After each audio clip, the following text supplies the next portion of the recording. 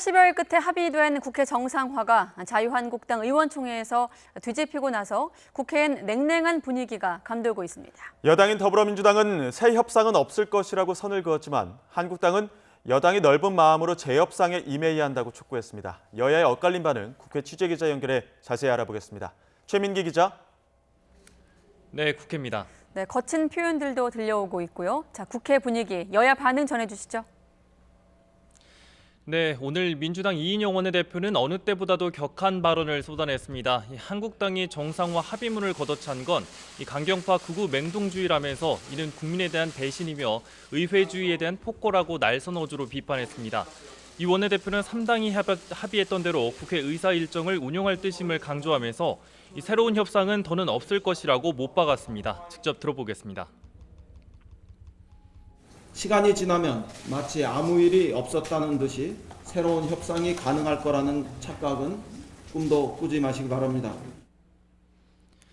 이와 관련해 한국당 나경원 원내대표는 당분간은 북한 어선 사건과 붉은 수돗물 사태 등과 관련한 상임위에만 선별적으로 참석하겠다는 기존 방침을 분명히 했습니다.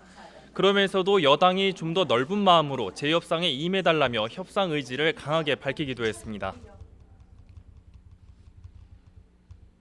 우리 의원님들의 의견, 또 그것이 바로 국민들의 의견이라고 생각을 합니다.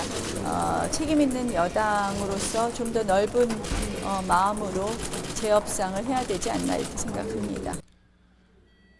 그간 중재자를 표방하며 강경 발언을 자제해왔던 바른미래당 오신환 원내대표도 오늘은 강도 높게 한국당을 비판했습니다. 이 패스트트랙 지정은 다른 당들이 한국당의 침대 축구가 문제라고 판단했기 때문이라며 이를 처리하라는 한국당 강경파 요구는 애당초 수용하기 힘든 무리한 주장이었다며 더는 협상할 여지가 없다고 선을 그었습니다. 한 달이 넘는 협상을 통해 만들어낸 합의 문안이 거부당한 이상 여기서 새롭게 협상할 내용이 더는 없다는 것입니다. 네, 또 북중 정상회담 관련해서 국정원의 국회 업무보고가 있었는데 그 내용도 전해주시죠. 네, 국회 정보위원회 위원장인 바른미래당 이해운 의원이 국정원으로부터 지난주 있었던 북중 정상회담과 관련해서 비공개 보고를 받았습니다. 국정원은 최근 국제정세 속에서 북중이 이번 회담을 통해 긴밀히 공조하기로 한 것으로 보인다고 밝혔습니다. 또 대북제재 틀 안에서 북한 민생 지원에 초점을 두고 논의한 것으로 보인다고도 언급했습니다.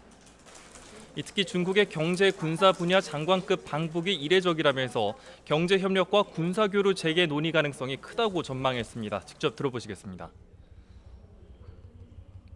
국제사회의 현재 정세 하에서 긴밀한 공조를 하자라는 데 공감을 이뤘다고 보고 있고 상호 지지를 표명한 것으로.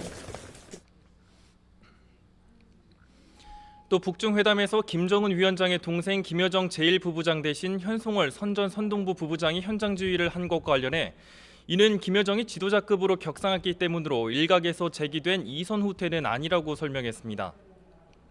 또 국정원은 이번 북중 만남이 교착 상태에 빠진 북핵 문제 진전에 대해 긍정적인 영향을 미칠 것으로도 내다봤습니다. 지금까지 국회에서 YTN 최민기입니다.